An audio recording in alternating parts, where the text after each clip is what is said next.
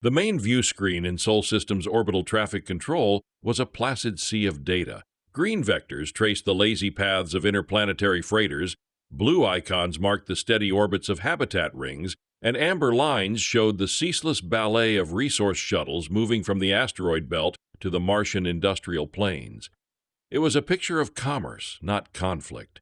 Stiles stood before it, his posture still, his hands clasped behind his back. As chief systems manager, he was the master of this intricate clockwork, a logistician whose domain was the entire system.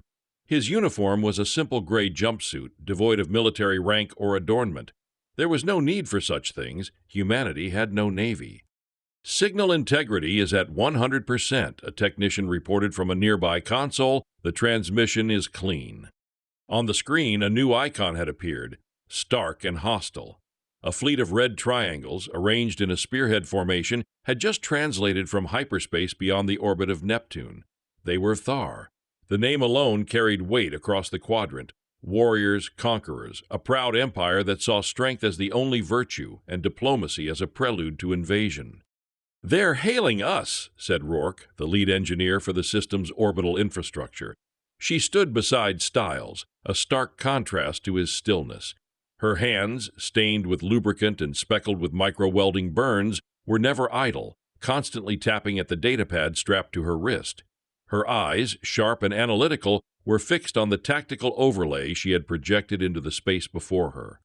Standard Thar chastisement packet, full of threats, demands for tribute, and clauses on the proper etiquette for unconditional surrender. "Let them talk," Stiles said, his voice calm and even. He made a small gesture with his right hand, a flick of two fingers. Across the control center, operators began typing commands with quiet efficiency. "The galaxy thinks our Armada is a joke, a financial fiction to keep our trade valuations stable. Let the Vathar believe the joke for a little while longer." The joke was a running gag in galactic forums. Humanity, the Tier 7 civilization, the peaceful, navel-gazing species locked in their home system, supposedly had a grand fleet hidden away. It was a bluff so audacious, so transparent, that it had become a source of amusement. The Vithar were here to call that bluff, to swat the loud insect and take its honey. Their fleet numbered over 100 warships, a force capable of pacifying a dozen star systems. Humanity's registered military assets consisted of 3 lightly armed customs cutters.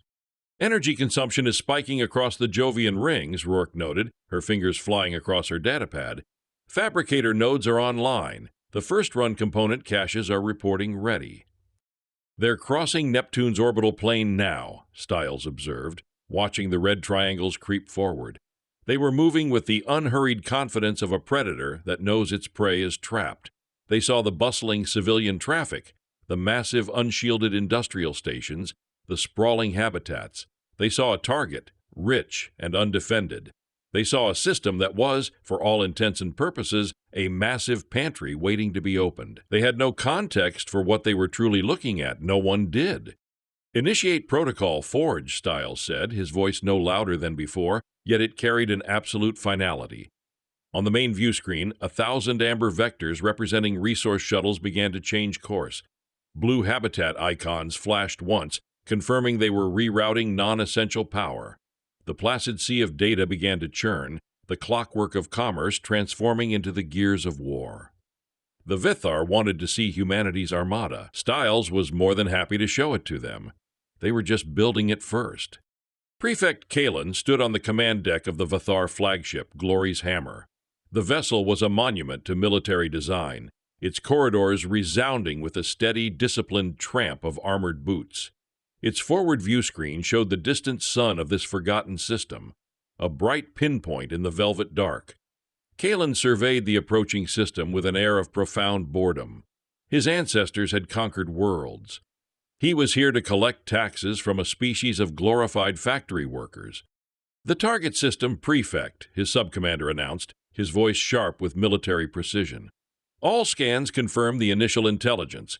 It's crawling with industrial infrastructure. No significant energy signatures consistent with military-grade shielding or weaponry." "Of course not," Kalen scoffed, his lip curling. His armor was ornate, etched with the lineage of his conquests.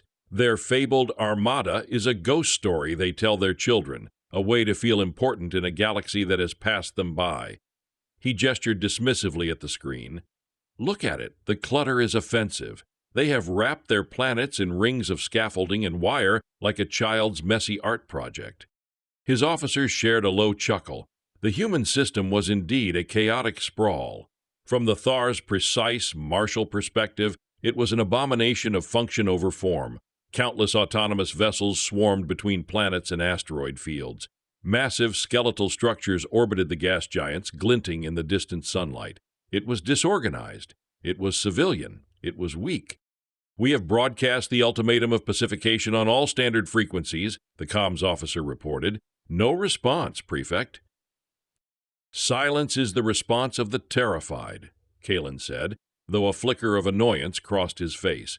He had expected begging, frantic diplomatic overtures, a satisfying prelude to their inevitable capitulation. This silence was insolent. They are likely scrambling to hide their most valuable resources. It matters not. We will take what we are owed. The Thar fleet moved with arrogant grace, passing the orbit of the system's outermost gas giant. The ship's long-range sensors cataloged everything: the chemical composition of the planet's atmosphere, the mass of the orbital rings, the energy output of the nearest stations. The data was fed into the ship's tactical computer, which dutifully classified every structure as CVIV-IND, civilian industrial. Nothing registered as a threat. The prefect felt a wave of irritation. This would be a bloodless, boring conquest. There would be no glory in it, only profit. "Prefect," the subcommander said, a note of confusion in his voice, "I am detecting anomalous energy transfers within the largest gas giant's ring system. Power levels are surging, but they aren't being routed to weapons or shields." "What are they doing? Trying to blind us with their factory lights?" Kalen sneered. He leaned forward slightly, peering at the tactical display. The intricate web of stations around Jupiter was beginning to glow on the energy spectrum chart, not with the sharp, focused light of a warship powering up, but with the broad, diffuse energy of a city turning on all its lights at once. "All non-essential fleet elements maintain formation," Kalen ordered, his voice laced with impatience. "Vanguard squadrons, advance to the orbit of the red planet. Upon arrival, you will demonstrate our seriousness with a targeted strike on their primary orbital refinery." The Vithar fleet split, a smaller, faster contingent of cruisers and destroyers accelerating toward Mars. They sliced through the void, confident and unchallenged, leaving the bulk of the fleet to follow at a stately pace. They were the executioner's axe, descending upon a neck already laid bare on the chopping block. The silence from the humans was not fear, Kalen decided. It was the stunned paralysis of the truly helpless. He settled back in his command throne, prepared to watch the first pathetic fireworks of his victory. Back in Sol Control, the atmosphere was electric with controlled tension. The Thar Vanguard was crossing the Jupiter intercept line, a red line drawn in the void by human strategy. Every operator was at their station, their faces illuminated by the glow of their consoles. No one spoke. They simply worked, their actions part of a symphony of creation that had been rehearsed for decades. "They've taken the path we projected," Rourke stated, her voice tight. She pointed a finger at her holographic display, tracing the red vectors of the Vithar advance. "They're ignoring the Jovian system entirely. Classic shock-and-awe doctrine. A decapitation strike against the perceived center of industry." "Their doctrine is based on quantifiable assets," Stiles replied, his eyes never leaving the main screen. "They can't conceive of a factory that is also an army. They are strategically blind." He looked at Rourke. "The forges?" "Spinning up, the Jupiter array is primary," she confirmed with a sharp nod. "Component caches are open. Assembly drones are deployed and awaiting final command." Stiles gave a single, almost imperceptible nod. "Execute!" Out in the cold, silent dark of Jupiter's shadow, something monumental occurred. A structure the Vithar had catalogued as Jovian Mining Station Alpha, a vast skeletal ring 1,000 kilometers in diameter, began to move. Sections of the ring decoupled, not breaking apart, but reorienting with ponderous, silent grace. What had appeared to be passive sensor arrays revealed themselves to be colossal construction arms, their three-jointed limbs unfolding from the main structure. From hidden bays deep within the ring, Prefabricated ship components slid into the waiting arms. Sleek, angular hulls, compact fusion cores, and pods containing weapon systems were maneuvered into place. Then the drones came. A swarm of thousands of automated assemblers, previously disguised as maintenance bots, descended upon the components. Beams of plasma welders flared, bolts were driven home with pneumatic force, and power conduits were connected with microscopic precision. The process was brutally efficient, a dance of creation on an epic scale.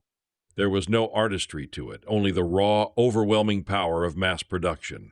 Within 7 minutes of Stiles's command, the first finished vessel was complete. It was a destroyer, lean and predatory, its hull still gleaming with the sheen of its recent birth. Automated fueling arms retracted and the ship's internal power systems came online. A designation was painted on its prow by a laser etcher, HDS Stilettos 01. It did not wait for a christening ceremony. With its systems green lit, it was nudged into a magnetic launch channel. Moments later, it was fired into the void, its engines flaring to life as it accelerated with vicious speed. Before it had cleared the construction cradle, another destroyer was already being assembled behind it, and another, and another. All along the 1,000-kilometer ring, the same process was being repeated. An entire squadron of 20 destroyers was born from the shell of the mining station in under 15 minutes. They formed up, a pack of steel wolves fresh from the forge, and turned their prows toward the unsuspecting Thar fleet. Their mission was simple, not to win, not even necessarily to survive, but to be the first lesson in a brutal education.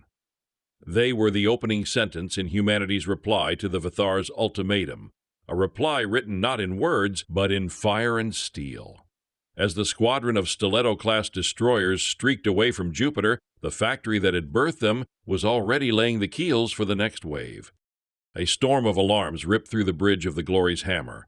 Prefect Kalen shot to his feet, his composure shattering like glass.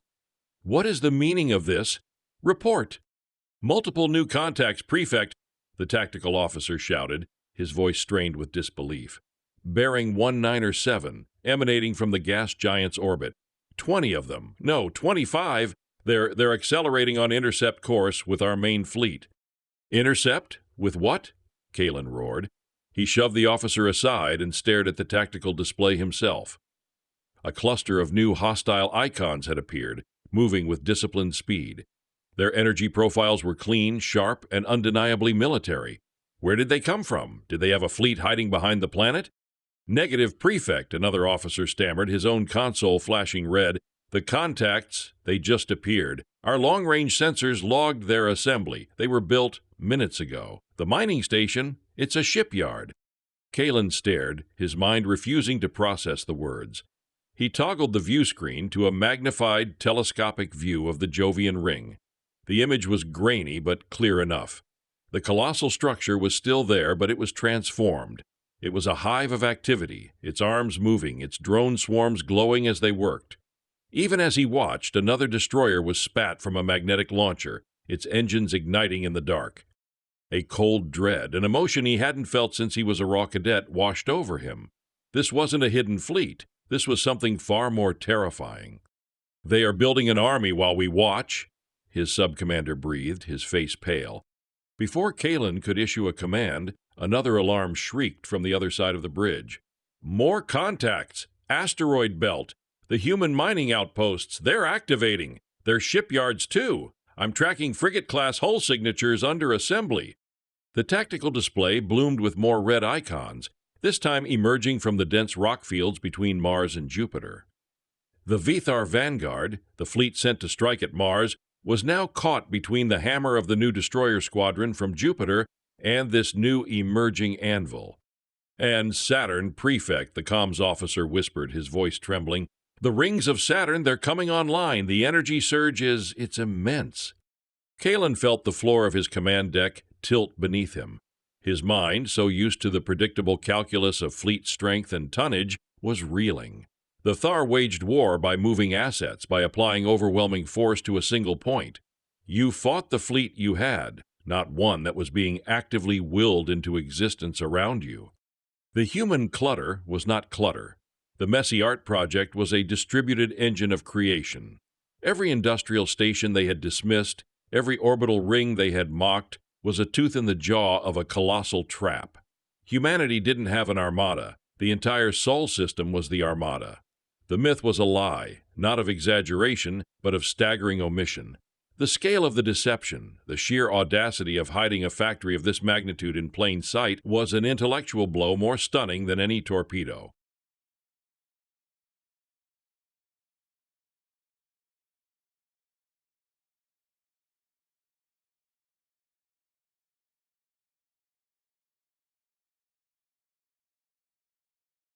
His orders were crisp, his training taking over, but inside, his confidence was a ruin. He was a master of a game whose rules had just been completely rewritten by an opponent who had never even bothered to sit at the table. The human silence hadn't been fear, it had been the quiet hum of the assembly line. The first clash was a maelstrom of light and violence. The Thar cruisers, crewed by veterans of a dozen campaigns, met the freshly minted Stiletto-class destroyers in the void between Jupiter and Mars. The Thar ships were superior. Their shields were stronger, their crews more experienced, their gunners more precise. They moved with the confident brutality of seasoned killers. Vathar plasma cannons tore through the human destroyers. The Stilettos were fast and agile, but their armor was thin in places, a compromise for speed and ease of production. One took a direct hit to its ventral side, its reactor core breached in a flash of incandescent energy. Another was disabled by a volley of ion disruptors, its systems dead as it tumbled helplessly. The Vathar commanders reported their kills with grim satisfaction. The human ships were real, but they were fragile. This would still be a victory, just a more laborious one. On the bridge of Sol Control, the mood was grim but focused. Every lost ship was a red icon winking out on the main display, but it was also a flood of invaluable data.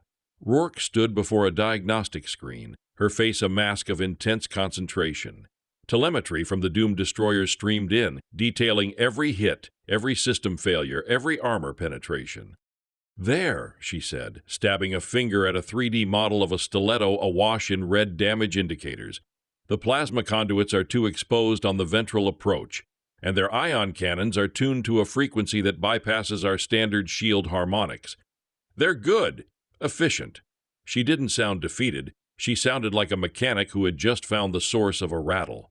"Can you fix it?" Stiles asked, his tone level. "I can do better," Rourke shot back, already typing a flurry of commands. Her fingers danced, inputting new design parameters, rerouting power flows, adding layers of ablative plating to the schematics. "The conduit will be rerouted through the dorsal spine. We'll add a secondary shield emitter tuned specifically to their ion frequency. It'll add 3% to the production time and 7% to the mass." She sent the new blueprint to the production network with a final decisive tap. "The Martian forges are getting the Gladius-class frigate Block 2. The ones in the belt are already switching over." Stiles calmly adjusted resource allocation, diverting a stream of refined alloys from Saturn to the Martian orbital yards to compensate for the increased mass. His job was to feed the beast. Rourke's was to sharpen its teeth. The Vathar vanguard, having mauled the first wave of destroyers, pushed onward. They felt the familiar thrill of the hunt, the momentum of a successful attack. Then, from the orbital factories around Mars and the swarms of construction hubs in the asteroid belt, the second wave of human ships emerged. These were not destroyers. They were frigates, larger and more robust. The Vathar commanders recognized the basic design from the long-range scans, but as they closed, they saw the differences. When the Vathar gunners fired their ion cannons, the brilliant energy bolts did not cripple the new Gladius-class ships. They dissipated against shimmering secondary shields that flared into existence, perfectly tuned to their frequency. When their cruisers tried to exploit the same ventral weakness they had found on the destroyers, their plasma bolts glanced off thickened, redesigned armor plating. The Thar were stunned. These ships were different. They were better. The flaws they had expertly identified and exploited minutes ago were gone, engineered out of existence. They were now fighting a fleet that was actively learning from the battle, evolving its own anatomy in response to their tactics. It was as if they had wounded a beast, only for the beast to instantly grow a carapace over the injury. The confidence of the Vithar commanders evaporated, replaced by a chilling, bewildering dread. They were not fighting an army. They were fighting a learning algorithm that forged its conclusions in steel. The true twist of the knife wasn't that humanity could build a fleet, it was that they could perfect it mid-fight. The conflict settled into a brutal, grinding rhythm. For the Thar, it was a waking nightmare. The war for the Sol system was not a campaign of glorious charges and decisive fleet actions, but a slow, agonizing descent into hell. Every battle, whether a victory or a defeat, was a net loss. A Thar captain would lead his squadron in a perfectly executed maneuver, crushing a wing of human frigates. He would report his success, proud of his crew's skill. But the data from his victory was already being analyzed in Sol control, and the next wave of ships that emerged from the asteroid belt would have modified engine heat signatures and new ECM packages, rendering his successful tactic obsolete. The Thar were teaching their enemy how to beat them and paying for the lesson in blood and steel. The psychological toll was immense. Vithar doctrine was built on the foundation of a finite, powerful fleet. Every ship lost was a permanent blow to the Empire's strength. Their supply lines stretched back across light years. Every missile fired, every shell expended was a diminishing resource. Here in the human system, their enemy's supply line was the system itself. Destroyed human ships were recycled, their raw materials fed back into the insatiable forges. For every Thar cruiser that went down in a blaze of glory, 3 new, slightly improved human frigates would take its place, their hulls still warm from the fabricator. Prefect Kalen watched from the bridge of the Glory's hammer, his face etched with strain. The war was no longer about conquest, it was about survival. His fleet was shrinking, a magnificent iceberg melting in a warm sea. "Report from the 12th Assault Wing," his subcommander announced, his voice heavy. "They have successfully destroyed the primary fabrication node in the Ceres cluster." "And our losses?" Kalen asked, his voice flat.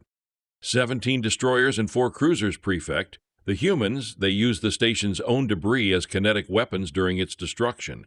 We did not anticipate the tactic." Of course they didn't.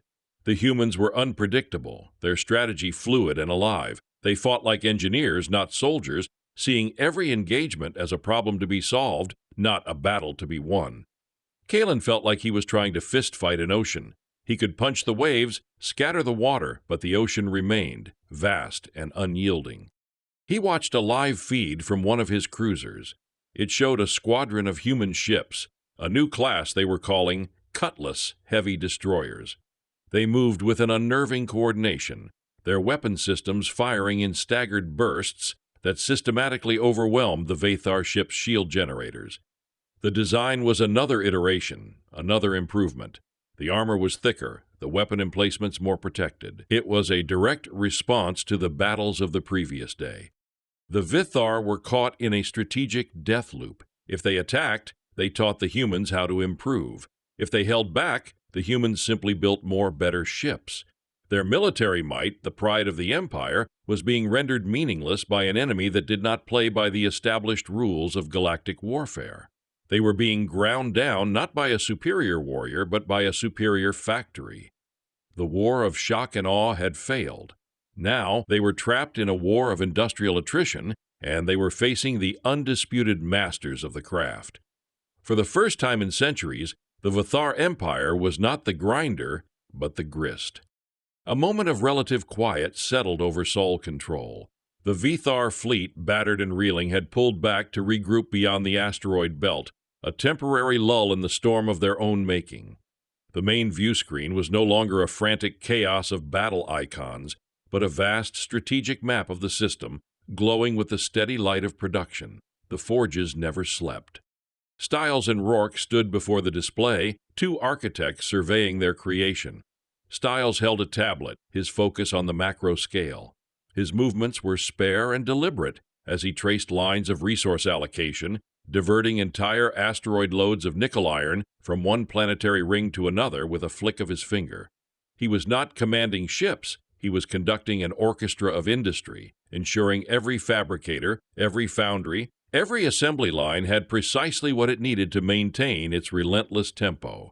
His genius was not in the tactics of a single battle, but in the grand strategy of production that made victory inevitable. The Vathar are consolidating, he noted, his voice a low murmur. They're pulling their destroyer wings back to screen their capital ships. They've lost nearly 30% of their initial fleet strength. And we've lost over 300 vessels, Rourke countered, though there was no despair in her voice. It was a simple statement of fact.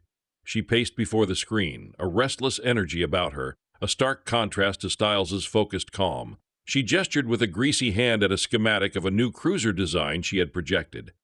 But our losses are our lessons. Theirs are just losses. The telemetry from the last engagement near Io was perfect. Their main cannons have a fractional refresh delay. We can exploit that. I'm thinking a new class of corvette, the Dirk class. Fast, cheap, and designed to swarm a capital ship during that exact window. Her mind was always on the next problem, the next innovation. While Stiles managed the logistics that fed the war, she was the one who weaponized the data, turning the wreckage of yesterday's battles into the blueprints for tomorrow's victories. She was covered in the grime of her work, having just returned from physically overseeing a power conduit upgrade on the primary Earth orbit forge. She was a master of the practical, the tangible, the violently immediate. The resource cost for a new class of ship would be high, Stiles mused, running the numbers on his tablet. It would mean slowing production of the Gladius frigates by 12%. Worth it, Rourke insisted, stopping her pacing to face him directly. The Gladius is our workhorse. It holds the line. The Dirks will be our scalpel. We need to be able to punch through their capital ship screens. It's the next logical step in the design evolution. Stiles looked from his tablet to the Vithar fleet's formation on the main screen, then to Rourke's passionate, determined face. He saw the logic, the cold, hard engineering sense in her proposal. Their partnership was the true heart of humanity's war machine, his calm, overarching strategy and her brilliant, aggressive innovation. They were not warriors in the Vithar sense. They were a logistician and an engineer, the two most powerful roles in a war that would be won by industry, not bravado. Authorize it, Stiles said finally. He entered a new series of commands, and a new river of resources began to flow toward the forges in Venusian orbit, designated for the first run of the Dirk-class corvette. Show them what you can do. Rourke gave a sharp, satisfied grin. They're about to find out what happens when you try to bully a system full of engineers. The Vithar fleet drifted in the dark, a wounded beast licking its chops. On the bridge of the Glory's Hammer, the mood was grim. The endless tide of human ships, each new wave more refined than the last, had bled them white. Prefect Kalen stared at his tactical display, the red icons of his diminished fleet, a testament to his failure. He had lost nearly half his ships, his veteran crews were exhausted, and his supply of munitions was critically low. The war of attrition was unwinnable. His sub-commander approached, his steps heavy. Prefect, the human production rate shows no signs of slowing. Our analysts project we will be combat ineffective in another 3 cycles at this rate. Kalen knew this. He had been staring at the same projections for hours. His career was over. His honor was a shattered relic. All that was left was the mission, and the mission had been to break the humans. If he could not break their industry, he would break their spirit. A new, terrible resolve hardened in his eyes. He would not die a coward's death, being ground down piece by piece in the outer darkness. He would die like a Thar, in a blaze of fire aimed at the enemy's heart. All fleet commanders, assemble for priority briefing, Kalen announced, his voice ringing with a newfound, zealous fire. The command deck stirred, sensing the shift in their leader. When the faces of his captains appeared on the screen, their expressions a mixture of fatigue and apprehension, Kalen laid out his final desperate gambit. We cannot win this grinding war. The enemy's industrial capacity is considerable, he said, the understatement hanging heavy in the air. But a factory is useless without its masters. A body cannot function without its head. We will no longer engage their endless swarm of ships in the outer system. We are done playing their game. He gestured to the strategic map, stabbing a finger at the third planet from the sun. We will consolidate our strength, every ship still capable of maximum burn. We will form a single spearhead. We will ignore their drone ships and their fabricators, and we will drive a stake through the heart of their system. We will strike at their homeworld, Earth." A stunned silence fell over the assembled commanders. A direct assault on a homeworld was a brutal, often genocidal final measure. It was an admission that all other strategies had failed. "Their home is their command center," Kalen continued, his voice rising with conviction. "It is the brain that directs the body. We will shatter it. We will burn their cities, boil their oceans, and crack their world to its core. Let them watch from their asteroid factories as their home dies. Let them see the price of their defiance." It was a strategy born of pure rage and desperation, a final spiteful act to inflict a wound so grievous that the enemy could never recover. It might not win the war, but it would punish the humans in a way they would never forget. A grim consensus formed among his captains. They were Vathar. If they were to die, they would die in an act of supreme violence. "Prepare your ships," Kalen commanded, his eyes burning. "Rally the execution fleet. We will make a glorious end and carve our names into their world's epitaph." On the tactical display, the Vathar fleet began to move. The wounded squadrons, the screening destroyers, the heavy cruisers, they pulled back and reformed. They abandoned the fight for the outer system and coalesced into a single massive arrow aimed at the blue marble hanging in the dark. The spearhead accelerated, a silver streak of vengeance on a high-speed burn for Earth. The Vathar spearhead moved with terrifying speed. In sole control, alarms blared, but there was no panic. The operators went about their tasks with a focused intensity, their movements economical and precise. Stiles watched the main view screen, his expression unreadable. The Vathar fleet, now a single, concentrated icon, was crossing the orbit of Mars. "They're committed," Rourke said, standing beside him. She had a data slate in her hand, but her eyes were fixed on the screen. "A full burn for Earth, just as you predicted." "It's the only move a commander like Kalen had left," Stiles replied softly. "When a conventional war is lost, a warrior seeks a symbolic victory. He thinks he's aiming for our heart." "He has no idea what's waiting for him there," Rourke said with a thin, sharp smile. She tapped her slate. "The Earth orbit forges have completed their work. Power cores are stable, weapon systems are online. The crews are transferred and ready." Stiles gave a slight nod. "They took the bait. Bring 'em out." As the Vathar execution fleet cleared the orbit of Mars, their sensors screamed. New contacts. 3 of them. They had emerged from the high orbit of Earth, their trajectories placing them directly in the Vathar's path. But these were not the destroyers or frigates the Vathar had been fighting. The energy readings were immense, the mass signatures staggering. On the bridge of the Glory's Hammer, Prefect Kalen stared at the view screen as the images resolved. His blood ran cold. Waiting for them were 3 colossal warships. They were monstrous, their dark, angular hulls absorbing the light of the distant sun. They were larger than any Vathar dreadnought, their design a brutalist masterpiece of functionality. These were not the products of a rushed, reactive production line. They bore the hallmarks of a project that had been in motion since the first Vathar shot was fired. Every lesson learned in the grinding war of the outer system had been incorporated into their design. The sloped armor was perfectly angled to deflect Vathar plasma. The weapon emplacements were shielded by layers of composite materials tested against Vathar energy frequencies. The point defense grids were a dense web designed to counter the exact missile salvos the Vathar favored. These were the Aegis-class dreadnoughts. They were the final product, the apex predators of this conflict, forged in the system's most powerful shipyards with all the combat data humanity had paid for in the wreckage of its lesser ships. What are they?" Kalen's sub-commander stammered, his voice filled with awe and terror. Kalen couldn't answer. He finally understood. The entire war in the outer system, the endless waves of disposable ships, the constant iterative improvements, it hadn't just been a defense.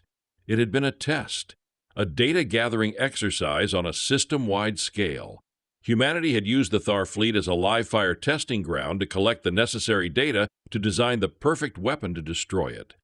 The 3 Aegis-class dreadnoughts moved to intercept, not with the frantic speed of the smaller ships, but with the implacable, unstoppable momentum of asteroids. They were not just ships. They were a verdict. and as they positioned themselves between the Vithar spearhead and the blue world of Earth, they were joined by swarms of the latest generation cruisers and destroyers, a steel tide pouring from the forges of Earth and Mars. The final exam was about to begin. The final battle was not a battle, it was a dissection. The three Aegis-class dreadnoughts engaged the Vithar spearhead at maximum range. Their main cannons, forged from the hard-won lessons of the Outer System War, fired. The projectiles were not standard plasma or kinetic slugs, they were hypervelocity lances of focused gravitonic energy, a technology the Vithar had no defense against. The lances struck the lead Vithar battlecruiser. Its shields, designed to repel energy weapons, flickered and collapsed as the space around them was warped and crushed. The ship's hull buckled, torn apart not by an explosion, but by the fundamental laws of physics being turned against it. Prefect Kalen watched in abject horror from the Glory's hammer. His elite ships, the pride of the Empire, were being unmade. "Return fire, all ships, concentrate on the lead dreadnought," he roared, his voice cracking. The Thar fleet unleashed a torrent of plasma and missiles, a final desperate fusillade. It was a visually spectacular display of firepower that would have annihilated any fleet they had ever encountered before. Against the Aegis class, it was futile. The plasma bolts dissipated against armor specifically designed to scatter that exact energy type. The missiles were wiped from the sky by a suffocating storm of point defense fire, each turret's targeting algorithm fed by perfect data on Vithar launch patterns. Then the rest of the human fleet descended. The Gladius frigates and Cutlass destroyers, now battle-hardened and produced in overwhelming numbers, swarmed the flanks of the Vithar formation. The new Dirk-class corvettes, fast and lethal, darted through the chaos, exploiting the exact shield refresh delays that Rourke had identified, crippling the engines of Vithar cruisers with surgical precision. On the bridge of the Glory's hammer, consoles exploded as a gravitonic lance grazed the ship's bow. Kalen was thrown from his command throne, the deck plates groaning under the strain. The lights flickered and died, replaced by the terrifying red glow of emergency alerts. "Shields are gone, weapons are offline, hull integrity failing," his sub-commander screamed over the din.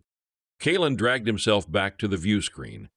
Through the static and the spiderweb of cracks, he saw one of the human dreadnoughts.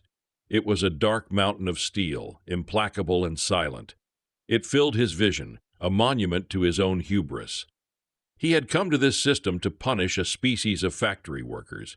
He had discovered, too late, that their factory was the most sophisticated weapon in the galaxy.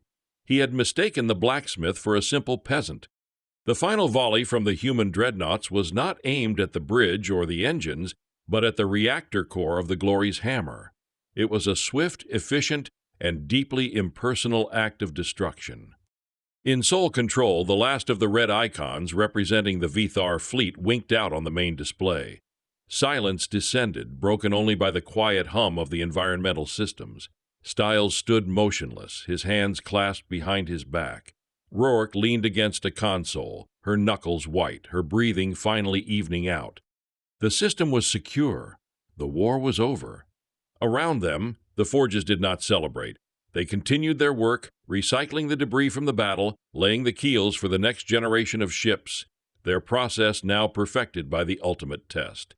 A message was composed, simple and direct, and sent out on all galactic channels. It contained only the final tactical recordings of the battle. No commentary was needed. The galaxy would understand. Humanity's Armada had been a myth, a joke told in the corridors of power. But the truth was infinitely more sobering. Humanity didn't need an Armada. They were the Armada, and their forges were always open for business. 6 months after the last Thar ship was vaporized into its constituent atoms, a summons arrived. It was polite, couched in the ancient labyrinthine formalities of the Galactic Compact, but it was not a request. Humanity was to send a delegation to the Citadel, a neutral station floating in the gossamer haze of the Serpent's Nebula, to account for itself. The great powers of the galaxy, who had watched in stunned silence as the Vithar Empire was systematically dismantled, now wished to speak. Stiles stood in the modest transport ship's observation lounge, watching the Citadel grow in the view screen. It was a spindle of polished pearlescent material, kilometers long, surrounded by a halo of glittering ships from every known civilization. It was designed to awe, to remind any visitor of their insignificance in the face of the galaxy's established order. Styles, dressed in the same simple gray jumpsuit he wore in Soul Control, merely looked upon it as a complex logistical hub. "Nervous?" Rourke asked, coming to stand beside him. She had eschewed even a jumpsuit for a set of practical engineer's overalls, a multi-tool clearly visible in one of her pockets. Her hands, as always, were not still, idly tightening a loose fitting on a nearby conduit panel. "They are predictable," Styles replied, his gaze steady. "They will react as their natures dictate. The Seylan hegemony will posture with the weight of their 10,000 years of history. The Cygnian Trade Alliance will see us as a disruption to their markets. The lesser powers will follow the lead of the strongest, hoping for scraps." "So, a room full of arrogant, terrified bullies," Rourke summarized with a wry grin. "My favorite." Their delegation was intentionally small. There was Styles, the designated lead, Rourke, his official technical advisor, and 4 silent guards in plain, unadorned armor whose presence was more symbolic than necessary. They were met not by an honor guard, but by a committee of officious Ceylan aides who guided them through silent, cavernous halls to the Grand Conclave Chamber. The chamber was a masterpiece of political intimidation, a vast circular amphitheater whose tiered seats were filled with the representatives of over 200 species. There were the insectoid Kilthic, chittering behind energy screens, the gelatinous Polians, shimmering in their containment fields, and in the most prominent seats the tall, regal Ceylans, their faces impassive and ancient, and the Cygnian delegates, their sharp, avian features alight with predatory calculation. They all stared down at the center of the floor, where the human delegation was brought to a halt. The air was thick with unspoken threats and 100 different atmospheric compositions. An elderly Ceylan, the designated speaker of the compact, rose to his feet. His robes were woven with threads of light, and his voice, when it came, was like the grinding of ancient stones. "You, the humans of Sol, have been summoned to answer for your actions," the speaker began, his voice amplified throughout the chamber. "You have, in violation of a dozen compacts on controlled military proliferation, constructed and deployed a fleet of unprecedented power." "We were never signatories to your compact," Styles stated, his voice calm and clear, requiring no amplification to cut through the silence. "We were a non-affiliated system, deemed unworthy of the compact's protection." The speaker's expression did not change, but a ripple of murmurs passed through the assembly. "Your actions against the Vithar Empire, regardless of their initial aggression, have catastrophically destabilized the balance of power in this quadrant. You have proven yourselves to be a volatile and dangerously capable force." A Cygnian delegate, his feathers ruffled in a display of agitation, leaned into his microphone. "The Trade Alliance demands to know the nature and full extent of this system forge. A military-industrial asset of this magnitude cannot be allowed to exist under the sole, unchecked authority of a species with no galactic standing. It is a threat to all established economic and military order." The chamber erupted in a cacophony of agreement. Demands for inspections, for oversight, for the immediate dismantling of humanity's defenses. They were sharks that had scented blood, but were terrified of the creature that had bled.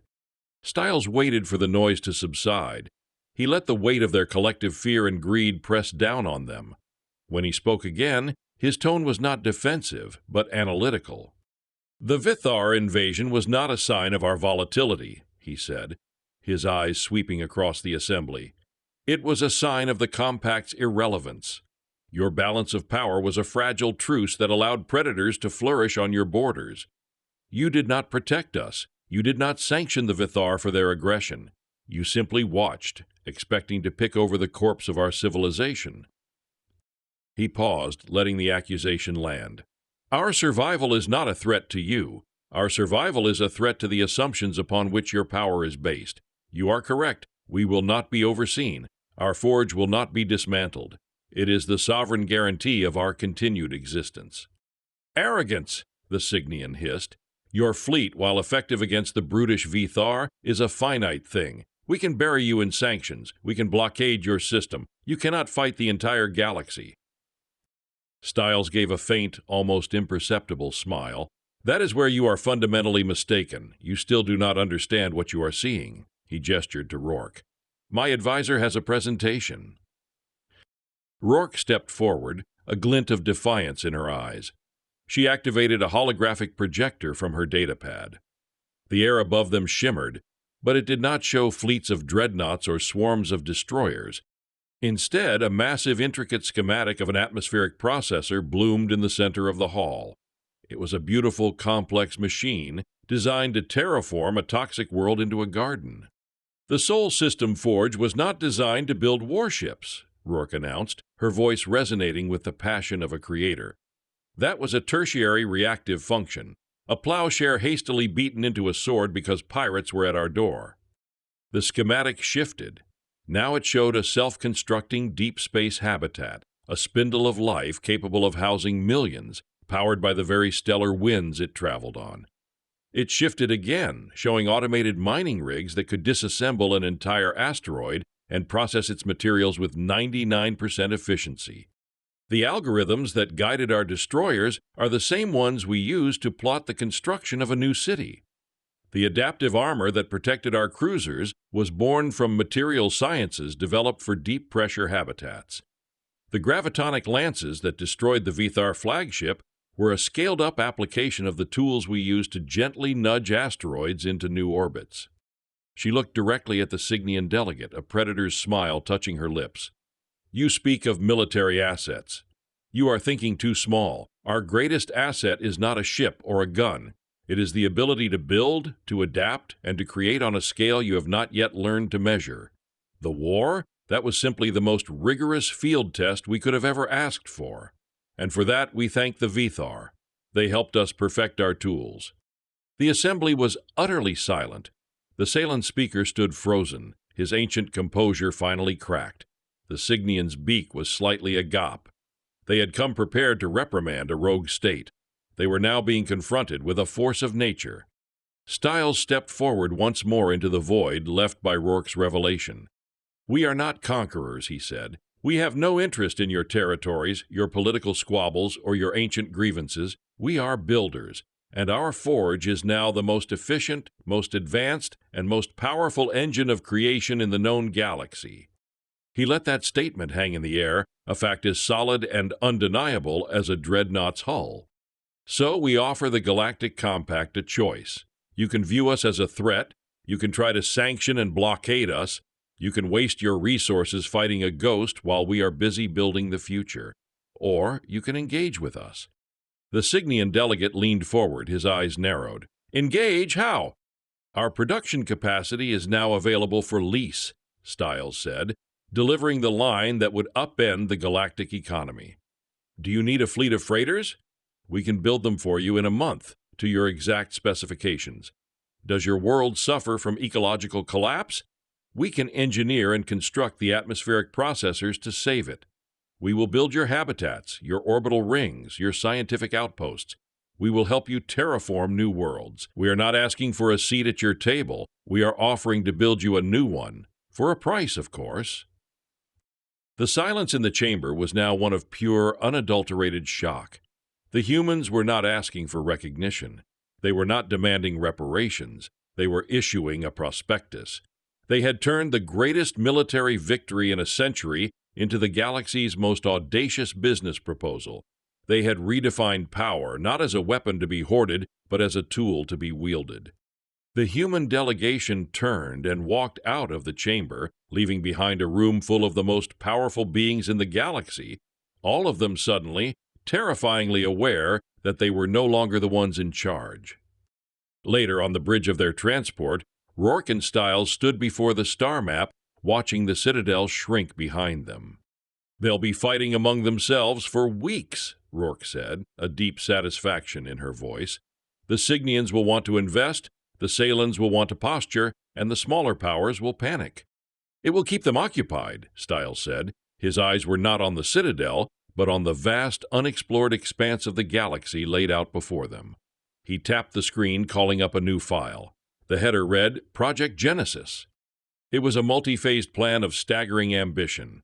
It detailed the construction of colossal arc ships, entire mobile forges designed not just to travel between stars, but to build new systems when they arrived. They would create worlds from stardust, ignite suns, and seed life across the void. The war had been for survival. This was for their destiny. "They think we've shown them our full hand," Rourke murmured, staring at the plan with awe. "We've only just dealt ourselves in," Stiles replied. His face, for the first time, held the clear and unmistakable light of a boundless future. The System Forge had defended their home. Now it would build them 1,000 more. Humanity's Armada was a myth. Humanity's exodus was about to become a reality.